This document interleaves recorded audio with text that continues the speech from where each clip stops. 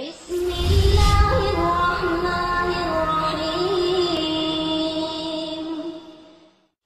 people, they say, oh, Abu Bakr and Umar and Uthman, they wronged Hazrat Ali and the family of Rasulullah and the Ahlul Bait, and they oppress them, they wrong them. If somebody oppresses you, how do you feel towards them? You love them, you envy them, you admire them, or you hate them? If somebody oppresses you, wrongs you, you have something and he takes it away from you, you're going to love him, you're going to admire him, you're going to respect him, you will hate him. And people that you hate, you won't name you. One thing you definitely won't do is to name your children after them. And if Abu Bakr and Umar and Uthman radiallahu anhu had wronged the family of Rasulullah, then the family of Rasulullah, Ahlu Bait, Hazrat Ali, Hazrat Hassan and Hussein, they wouldn't have named their children after them. I was saying Hazrat Ali had 14 sons. One he named, two everybody knows, Hassan and Hussein. Then he named 3 after Rasulullah, Muhammad Akbar, Muhammad Awsat, Muhammad Asghar. 3 and 2 makes 5. One he named Abdullah, one Ubaidullah. 7. 4 he named after his family members, Jafar, Yahya, Aun and Abbas. That makes, and from 14 how many does that leave? 3. One he named Abu Bakr, one he named Umar, one he named Uthman. So if Hazrat Ali felt that Abu Bakr and Umar would have wronged me, would he have named his sons after Abu Bakr and Umar and Uthman? And Abu Bakr bin Ali, Umar bin Ali, Uthman bin Ali, they were with Hazrat Hussein when he was martyred in the plain of Karbala. And these sons of Abu Bakr, of Hazrat Ali, Abu Bakr, Umar and Uthman bin Ali, Abu Bakr bin Ali, Uthman bin Ali, Umar bin Ali, they were with Hazrat Hussein when he was martyred in the plain of Karbala. Then when Hazrat Hussein radiallahu anhu, he grew up. When he grew up, then Allah gave him many sons. Along with his other sons, Hazrat Hassan, he named one Abdullah. And among others, he gave one of his sons the name Abu Bakr, one he gave Umar. Hazrat Hassan had sons by the name of Abu Bakr and Umar. Then Hazrat Hussein, Allah blessed him with sons. 2 of his sons, he named one Abu Bakr, one Umar. And then Shias believe in Imams. They believe 12 Imams. They believe as Ali was the first Imam, Hassan second, Hussein third, then Ali bin Hussein, who's also known as Zainul Abidin. Ali bin Hussein, then Ali rahimahullah, Ali bin Hussein, Zainul Abidin had a son, his name was Muhammad bin Ali. He's also known as Imam Muhammad Baqir. Then he had a son, his name was Jafar. He's known as Jafar Sadiq. And the Shia's fiqh is known as fiqh Jafariya.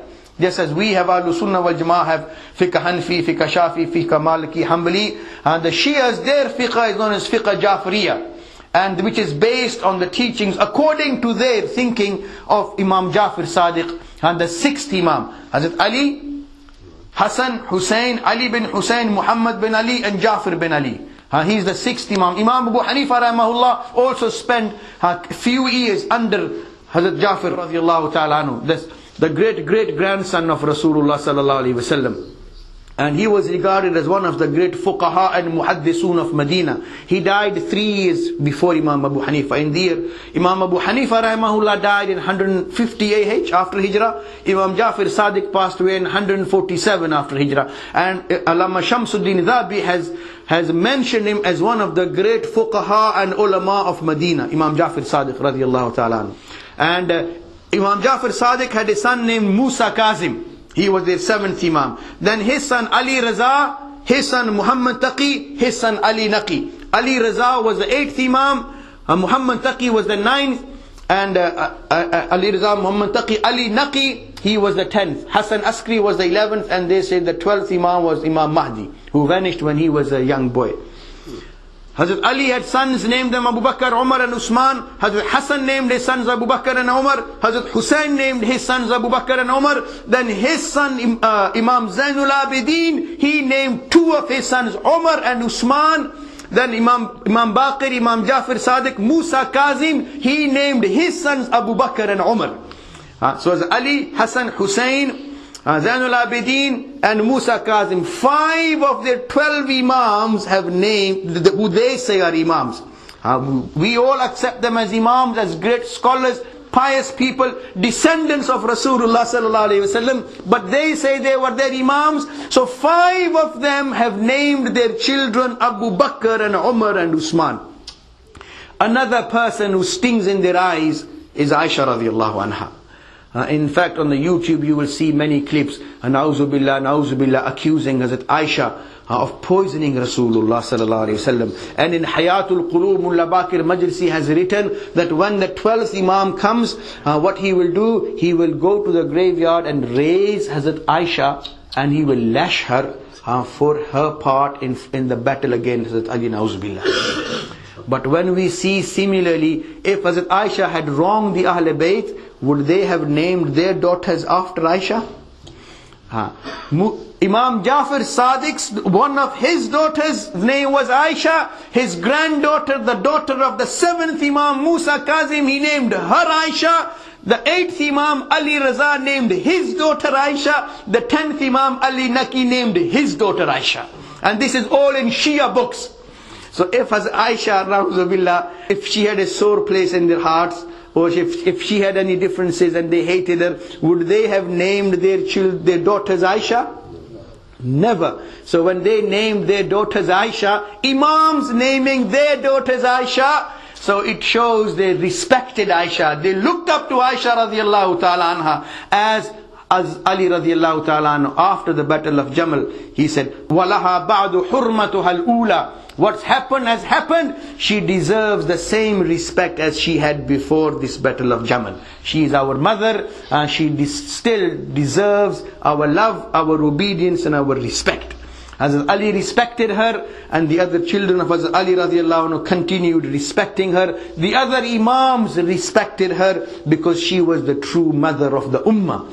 The woman the Prophet sallallahu alaihi wasallam loved the most.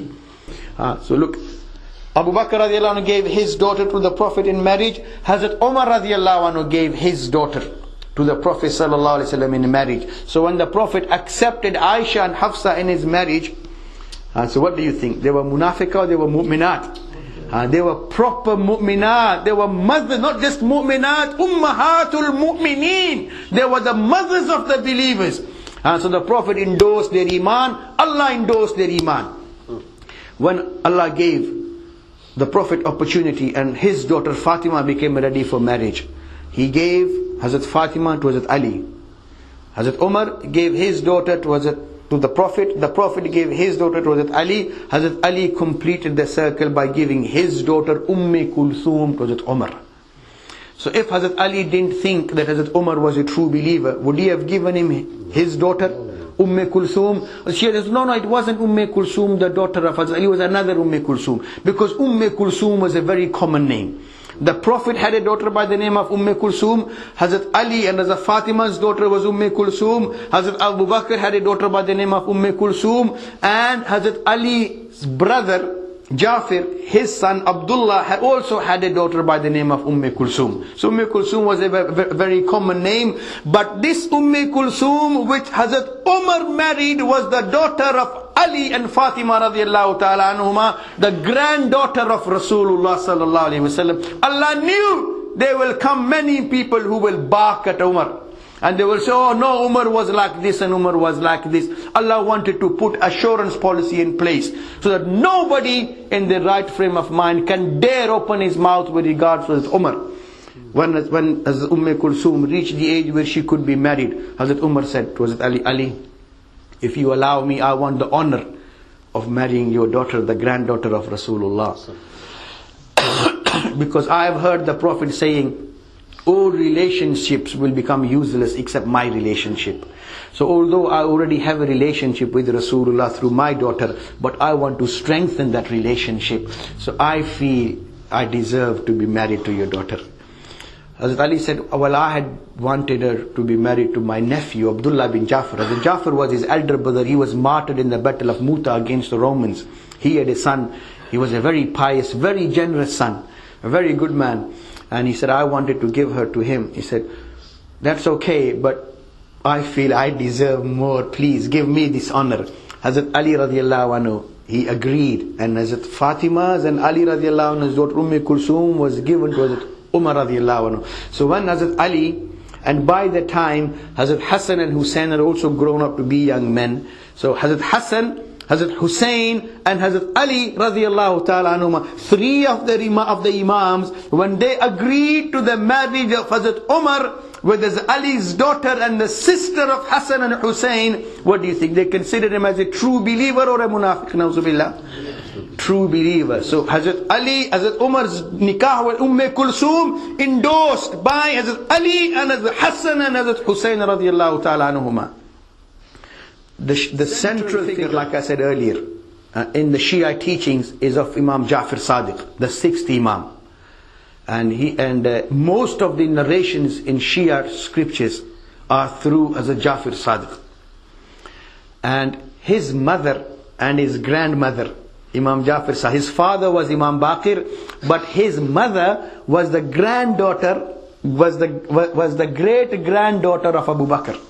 Just as Abu Bakr radiallahu anh spent all his wealth on Rasulullah, he gave his daughter to Rasulullah. Similarly, the descendants of Abu Bakr radiallahu anhu continued giving their daughters to the Ahlu Bait. And there were many instances when the Ahlu Bait, they took daughters from the descendants of Abu Bakr radiallahu anhu. And just as the Prophet gave two daughters to Hazrat Uthman, he gave two daughters to Hazrat Uthman, the Ahl Bayt similarly carried on giving their daughters to descendants of Hazrat Uthman. Hazrat Abu Bakr's descendants carried on giving daughters to descendants of Rasulullah. And because the Prophet had given two daughters to Uthman, the Ahl Bayt carried on giving their daughters to Hazrat Uthman.